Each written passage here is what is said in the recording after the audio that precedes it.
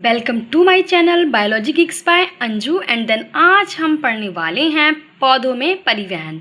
तो जो पौधे होते हैं उनमें परिवहन की जो प्रक्रिया होती है वो कैसे होती है और ये क्यों आवश्यक होती है, तो इसके बारे में आज हम जानेंगे।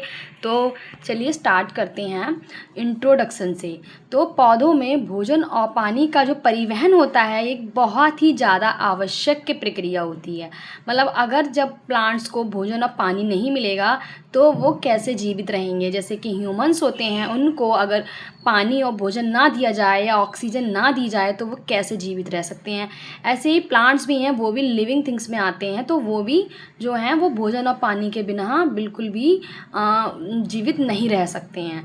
तो इसीलिए कहा गया है कि पौधों को भोजन और पानी का जो परिवहन होता है उनके अंदर वो प्रक्रिया जो होती है बहुत ज़्यादा आवश्यक होती है, क्योंकि पौधे स्थिर यानी कि फिक्स्ड होते हैं, वो एक ही जगह पर रहते हैं, ना तो वो चल फिर नहीं सकते हैं। जैसे कि ह्यूमंस होते हैं, एनिमल्स हैं, अदर लिविंग थिंग्स हैं जो वो चल सकती हैं, लेकिन जो प्लांट्स हैं वो फिक्स्ड रहते हैं, एक ही जगह पर रहते हैं। इसीलिए उनके अंदर विशेष संवहनी ऊतक यानी कि वस्कुलर टिश्यूज पाए जाते हैं, जो पदार्थ को एक भाग से दूसरे भाग तक पहुंचाने का काम करते हैं। जैसे कि हम लोग तो अपने आप से खा लेते हैं, अपने आप से सारा कुछ स्वयं करते हैं, लेकिन प्लांट्स जो हैं वो खुद से ये नहीं कर पाते। वो जब मूवमेंट ही नहीं कर पाते हैं तो वो खुद के लिए भोजन कैसे लेंगे। इसीलिए उनके अंदर कुछ वस्कुलर टिश्यूज पाए जाते हैं जो पदार्थों को एक पार्ट से दूसरे पार्ट तक पहुंचाने का काम करते हैं। पौधों में परिवहन जो होता है वो दो प्रकार का होता है, जल व खनिज का परिवहन और भोजन का परिवहन। ठीक है, तो सबसे पहले हम पढ़ते हैं कि वस्कुलर टिश्यूज़ क्या होते हैं, यानी कि संवहनी ऊतक। पौधों में दो मुख्य संवहनी ऊतक होते हैं, जाइलम जल का परिवहन एंड फ्लोएम भोजन का परिवहन। ठीक है, जो जाइलम वाली प्रोसेस होती है वो जल का परिवहन होती है। आप इसको आसानी से याद रख सकते हैं, जा से जल और जा से जाइलम। ठीक है, ऐसे ही फ्लोएम जो होता है वो फूड, फा से फ्लोएम, मतलब एफ से साउंड जो है उस रिलेट कर रहा है, तो और फूड यानी भोजन का परिवहन। तो इसको आप आसानी से याद रहेगा, क्योंकि इनमें बच्चों को बहुत ज़्यादा कन्फ्यूज़न होती है। तो जाइलम यानी कि जाइलम में क्या होता है कि जल का परिवहन होता है। ठीक है, जैसे इसका कार्य क्या होता है, जड़ों से पानी और खनिज लवण को तना पत्तियों तक पहुंचाता है। यानी कि इसका कार्य है कि जड़ों से पानी जो है वो प्लांट के और जो खनिज लवर्स होते हैं उनको तना तक और पत्तियों तक पहुंचाने का काम क्या कौन करता है, जाइलम। यानी कि जब हम पानी किस में डालते हैं, मिट्टी में डालते हैं, और मिट्टी के अंदर क्या होती हैं, जड़ें।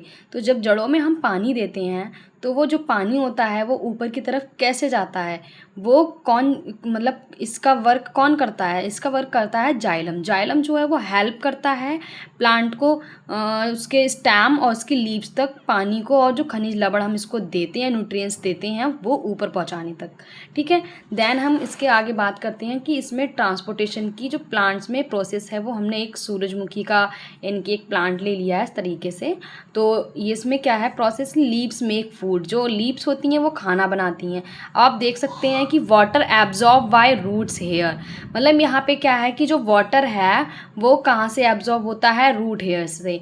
फिर यहाँ से एब्जॉर्ब हो से जो कैपिलरी है इससे ये स्टार्ट होते हुए ऊपर की तरफ जाता है, and food moves to other parts of the plant through the food carrying tubes. ठीक है, and then water and minerals move up. तो जो वाटर और जो मिनरल्स होते हैं वो ऊपर की तरफ मूव करते हैं, एंड क्या है, लीव्स जो होती हैं वो अपना भोजन बनाना स्टार्ट कर देती हैं, and water lost by transpiration से ये जो प्रोसेस होती है वो कंप्लीट हो जाती है, और इससे जो प्लांट होता है उसको भरपूर जो होता है बिल्कुल कंप्लीटली न्यूट्रिशंस मिल जाता है।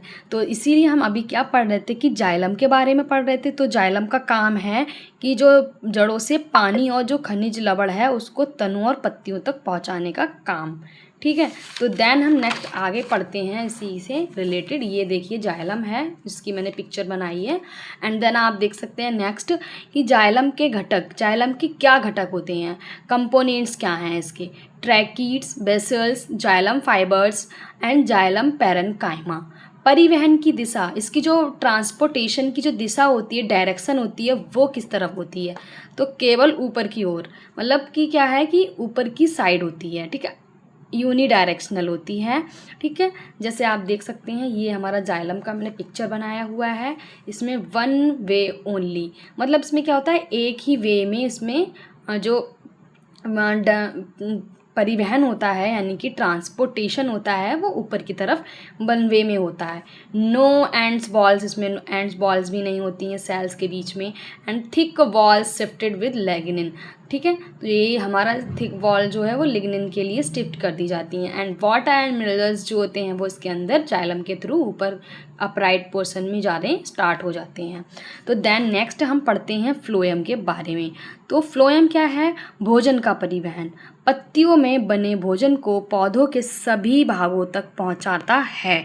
मतलब क्या है कि फ्लोएम का क्या काम होता है कि ये जो है वो पत्तियों में बने भोजन को पौधों के सभी पार्ट्स तक पहुंचाने का काम कौन करता है?